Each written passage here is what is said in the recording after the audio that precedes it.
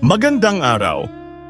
Sa video na ito, pag-uusapan natin ang isa sa mga mahahalagang isyong patuloy na kinakaharap ng maraming bansa, ang terorismo. Tatalakayin natin kung ano ito, ang mga anyo, mga halimbawa ng teroristang grupo sa Pilipinas, ang epekto ng terorismo sa lipunan, at ang mga hakbang na ginagawa ng ating pamahalaan upang makontrol ang gawaing ito. Sa huli, aalamin din natin ang implikasyon nito sa kasalukuyan at sa hinaharap. Simulan natin ang ating aralin sa ano ang terorismo.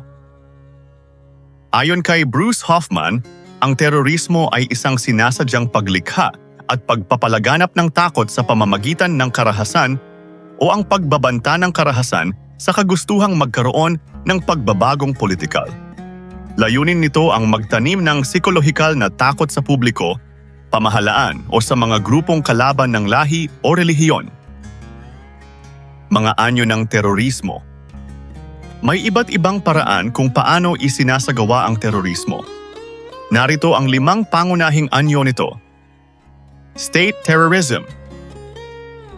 Ito ay tumutukoy sa sistematikong pagpapalaganap ng karahasan sa mismong pamahalaan laban sa nasasakupan o mamamayan nito.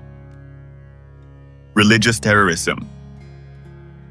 Isa itong uri ng terorismo kung saan ang pangunahing motibasyon ay ang prinsipyo, ideolohiya at paniniwalang may kaugnayan sa relihiyon. Right-wing terrorism. Ito ay may layuning kalabanin ang liberal na gobyerno upang mapanatili ang tradisyonal na sistemang panlipunan. Left-wing terrorism. Ito ay isinasagawa ng mga grupong nagnanais na palitan ang demokrasya at kapitalista ng isang sosyalista at komunistang pamahalaan. Narco-terrorism. Dito naman, ang mga sindikato sa industriya ng ilegal na droga ang nasa likod ng ganitong uri ng terorismo. Mga halimbawa ng teroristang grupo sa Pilipinas. Ilan sa mga kilalang teroristang grupo sa Pilipinas ay ang Abu Sayyaf Group. Kilala ang ASG sa mga kaso ng pambobomba, pagdukot para sa ransom at marahas na pag-atake sa Mindanao. Naging dahilan sila ng seryosong banta sa seguridad ng Sulu, Basilan at iba pang katabing lalawigan. New People's Army. Ang NPA ay armadong grupo ng Communist Party of the Philippines na sangkot sa mga rebelyong laban sa pamahalaan mula pa noong 1969. Kadalasan silang gumagawa ng ambush, extortion at pag-atake sa mga infrastruktura ng gobyerno at negosyo. Maute Group.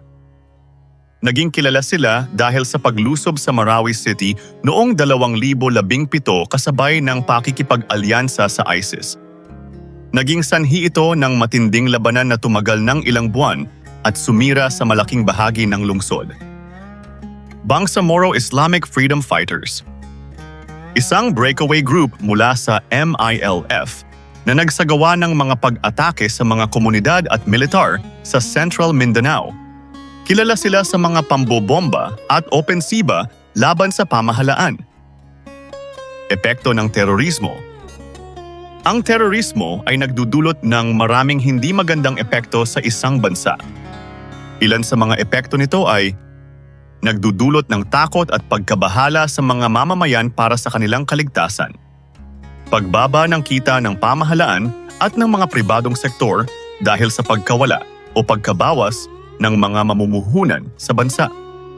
Maraming mga buhay ang nawawala at nawawasak ang mga ari-arian. Pagkaaksaya ng mga salapi. Nakakaapekto sa ugnayan at pagtutulungan ng mga bansa tungo sa kapayapaan at kaunlaran. Pagkaantala ng mga proyekto ng pamahalaan na magpapabuti sa kalagayan ng mga mahihirap. Pagkontrol ng pamahalaan sa terorismo.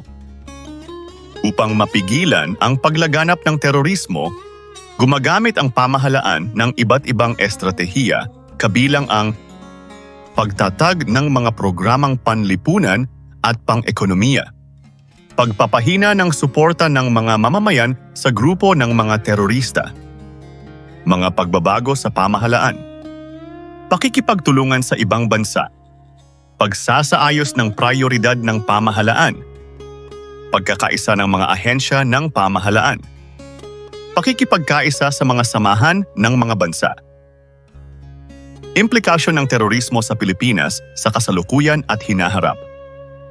Sa kasalukuyan, ang patuloy na banta ng terorismo ay nakaaapekto sa seguridad ng mga komunidad, nagtutulak ng paglikas ng mga residente at nagpapabagal sa pag-unlad ng mga rehiyon na madalas maapektuhan.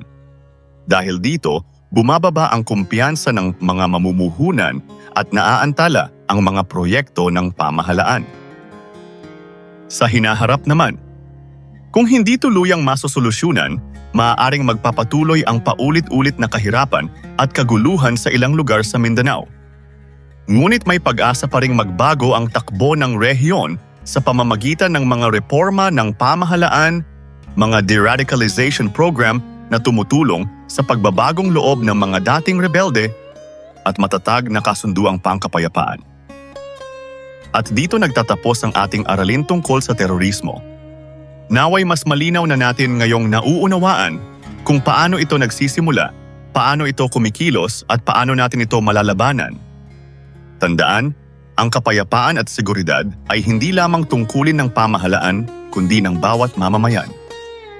Kung nakatulong sa iyo ang video na ito, huwag kalimutang i-like, mag-subscribe at i-click ang notification bell para lagi kang updated sa mga susunod nating aralin. Hanggang sa muli, maraming salamat sa inyong panonood.